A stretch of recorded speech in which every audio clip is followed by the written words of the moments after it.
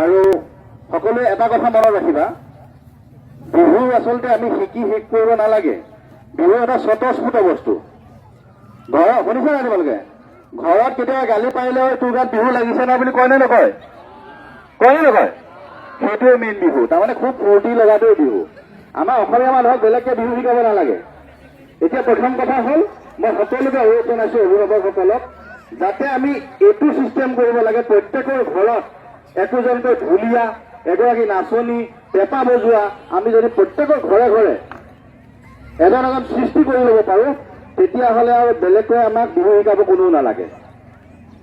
আমাৰ জাতীয় সাংস্কৃতিক বিহুটোক আমি কোনেও সুৰক্ষা দিব নালাগে। তেতিয়া বিভিন্ন আমি খুব ফূৰ্তি লাগে ঘৰত। তেতিয়া কি বুলি গালি পাৰে? কি বুলি গালি পাৰে? তোৰ গাত বিহু লাগিছে নেকি? মনে মন ঠাই বহি থাকে, এনেকৈ নকয়।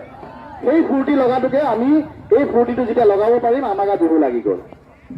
আমি এক নম্বৰতে খুব সুন্দৰকৈ যি নাচৰ ভংগীমা তোমালোকক বাইদেউসকলে শিকাব, ধুনীয়াকে শিকিবা।